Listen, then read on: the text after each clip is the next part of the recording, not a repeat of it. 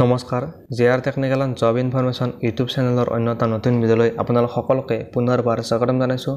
তো friends finally আহি গ'ল SSC CGLৰ আপোনালোকৰ এডমিট কাৰ্ড।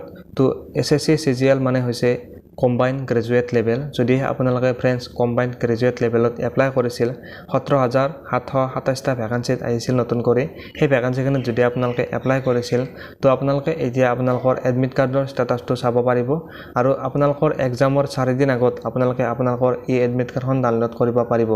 আজিৰ এই ভিডিঅ'টোত আপোনালোকক দেখুৱাম যে আপোনালোকে কেনেদৰে আপোনালোকৰ এডমিট কাৰ্ডৰ ষ্টেটাছটো চাব পাৰিব। ষ্টেপ বাই ষ্টেপ আপোনালোকক আজিৰ এই ভিডিঅ'টো দেখাবলৈ গৈ আছোঁ। তো ফ্ৰেণ্ডছ তাৰ আগতে যদি আপোনালোকে প্ৰথমবাৰৰ কাৰণে আমাৰ চেনেলত ভিডিঅ' চাই আছে তো ফ্ৰেণ্ডছ চেনেলটো ছাবস্ক্ৰাইব কৰি বেল আইকনটো প্ৰেছ কৰি ৰাখিব, যাতে এনেকুৱা ধৰণৰ ইনফৰ্মেটিভ ভিডিঅ' আপলোড কৰাৰ লগে লগে আপোনালোকে নটিফিকেশ্যনবিলাক লগে লগে পাই যায়।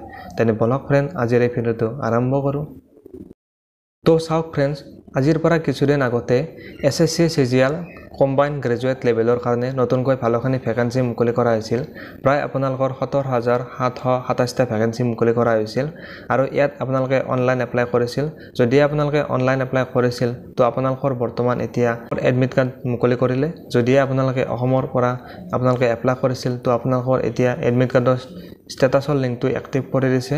তো আপোনালোকে কেনেদৰে আপোনালোকৰ এডমিট কাৰ্ডৰ ষ্টেটাছটো চাব পাৰিব আপোনালোকক ষ্টেপ বাই ষ্টেপ দেখুৱাই দিম। আপোনালোকে ভিডিঅ'টোত শেষলৈ চাই থাকিব।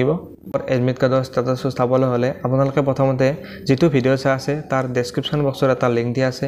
লিংকটোত আপোনালোকে ক্লিক কৰাৰ পিছতে আপোনালোকে এনেকুৱা এখন নতুন পেজ আপোনালোকে দেখিবলৈ পাব। তাৰপিছত এনেকুৱাকৈ আপোনালোকে যেতিয়া তললৈ আহি দেখিব তাৰ শেষত পিছত আপোনালোকে এনেদৰে এখন পেজ দেখিবলৈ পাব। ইয়াত আপোনালোকৰ সকলোবোৰ ৰিজন ইয়াত উল্লেখ দিয়া হৈছে।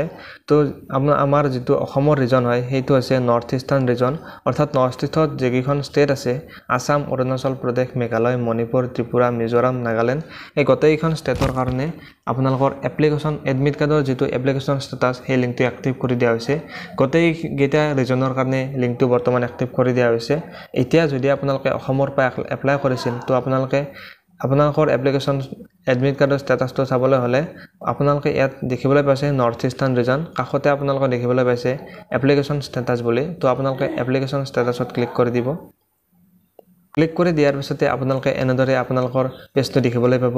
ইয়াত আপোনালোকৰ ৰেজিষ্ট্ৰেশ্যন ID আৰু ডেট অফ বাৰ্থ, যদি যিটো আপোনালোকৰ এপ্লাই কৰোঁতে ৰেজিষ্ট্ৰেশ্যন ID আপোনালোকে লাভ কৰিছে অথবা যেতিয়া আপোনালোকে SSC ৰেজিষ্টাৰ কৰিছিল নতুন কৰি তেতিয়া আপোনালোকে এটা ID লাভ কৰিছে, সেই IDটো আপোনালোকে ইয়াত বহুৱাই দিব আৰু আপোনালোকৰ যিটো ডেট অফ বাৰ্থ সেই ডেট অফ বাৰ্থটো দিয়ে আপোনালোকে আপোনালোকৰ এডমিট কাৰ্ডৰ ষ্টেটাছটো চেক কৰিব পাৰিব। অথবা ইয়াত বহুতকেইটা অপশ্যন 3টা অপশ্যন দিয়া হৈছে। যদি আপোনালোকৰ ধৰি লওক ৰেজিষ্ট্ৰেশ্যন IDটো নাই তো আপোনালোকৰ যিটো ৰোল নম্বৰ আছে ৰোল নম্বৰ আৰু ডেট অফ বাৰ্থটো দিয়ে আপোনালোকে আপোনালোকৰ এডমিট কাৰ্ডৰ ষ্টেটাছটো চেক কৰিব পাৰিব। আৰু অথবা আপোনালোকে আপোনালোকৰ নামটো আৰু ডেট অফ বাৰ্থটো দিও আপোনালোকৰ এডমিট কাৰ্ডৰ ষ্টেটাছটো চেক কৰিব পাৰিব। এনেদৰে আপোনালোকৰ যিটো এডমিট কাৰ্ড আছে এডমিট কাৰ্ডৰ আপোনালোকে ষ্টেটাছটো চেক কৰিব পাৰিব। যেহেতু মোৰ ওচৰত কোনো ধৰণৰ ৰেজিষ্ট্ৰেশ্যন ID বা ৰোল নম্বৰ নাই গতিকে আপোনালোকক মই ষ্টেটাছটো চেক কৰি দেখুৱাই দিব নোৱাৰিম। তো আপোনালোকে এনেদৰে আপোনালোকৰ ষ্টেটাছটো চেক কৰিব পাৰিব। আশা কৰিছোঁ ফ্ৰেণ্ডছ আপোনালোকে ভিডিঅ'টো চাই নিশ্চয় ভাল পালে। যদি ভিডিঅ'টো চাই ভাল পালে তো ফ্ৰেণ্ডছ ভিডিঅ'টোত এটা লাইক কৰি চেনেলটো ছাবস্ক্ৰাইব কৰি দিব। চাই থাকিব JR technical and job information YouTube channel. ধন্যবাদ। জয় আই অসম।